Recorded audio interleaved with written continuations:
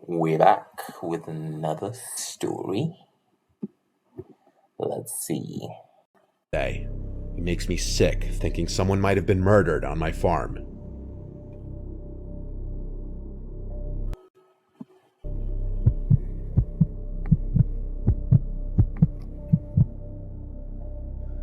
When we were kids, our family had a vacation home in Hollywood, South Carolina.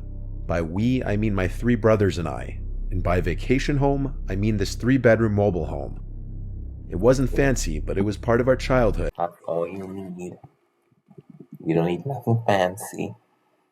All you need is great company. I know it sounds cheesy, but And is still nostalgic to think about.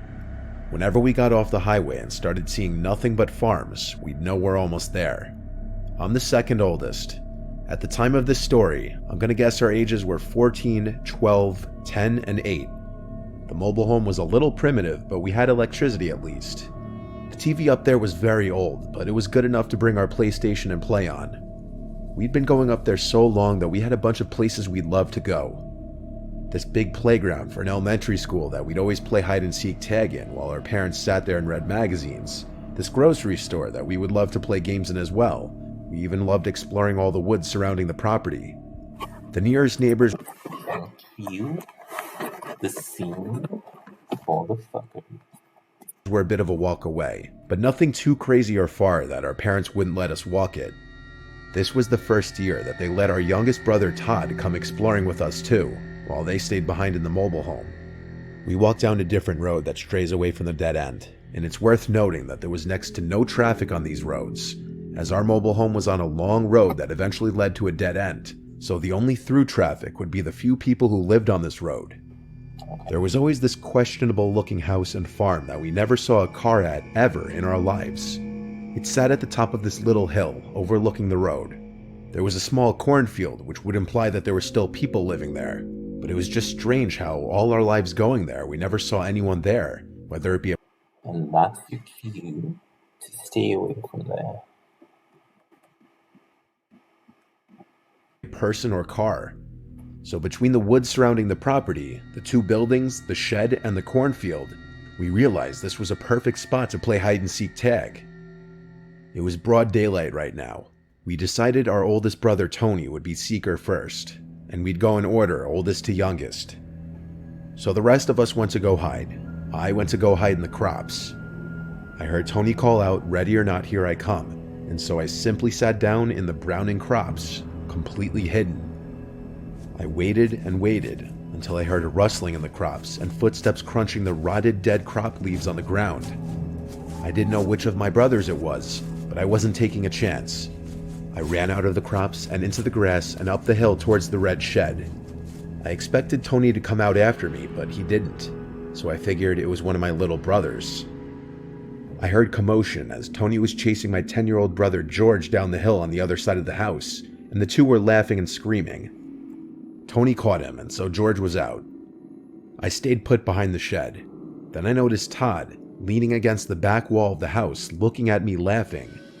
I put my finger up to my lips to go shh, and he did the same. Then I thought to myself, wait, who was in the cornfield with me then? Tony came around the house and immediately and easily tagged Todd, and then he saw me since I was in a straight line of sight from him.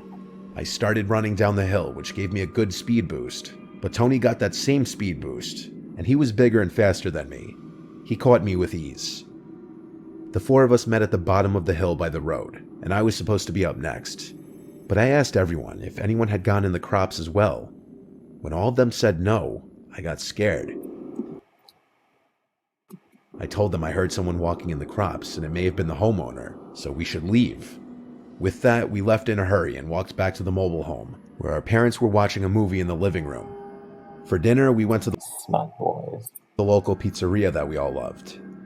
From what I remember, our dad told us that nobody lived in that house that we were playing at. So, when we got back and it was dark out, we just knew we wanted to play flashlight tag now. Our mom didn't want Todd coming out with us past dark, and I'm sure they only let us go because Tony was 14 and they thought he was old enough to keep an eye on us. So the 3 of us ventured off back to that house to play flashlight tag. which basically is hide and seek, but if you get exposed by the seeker with a flashlight, you're out.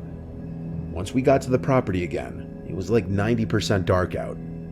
They wanted me to seek this time since Tony did last time, so I turned around and Wouldn't it bother you not knowing who was in the fields with you enough to not go back? counted to 60, and then I shouted I'm coming. I kept the flashlight off as a strategy to not give away my position. I could just barely see enough to navigate around.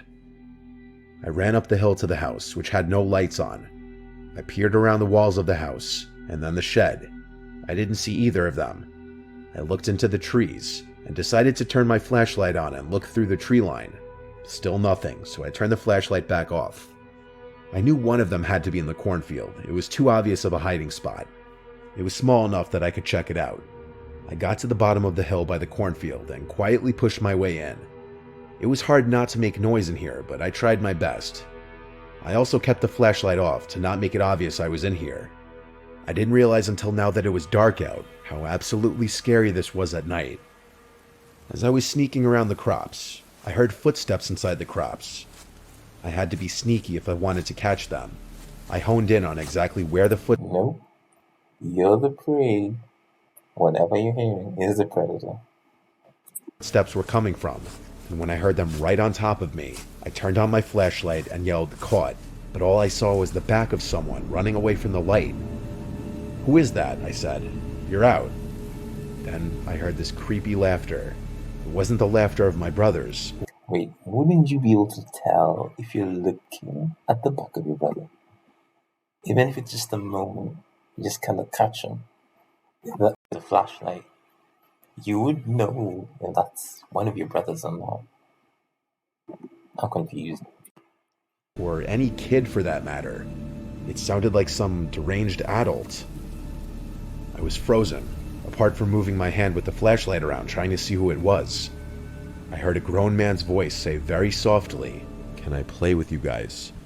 And then Okay, at that point, either you run as fast as you can or just play dead.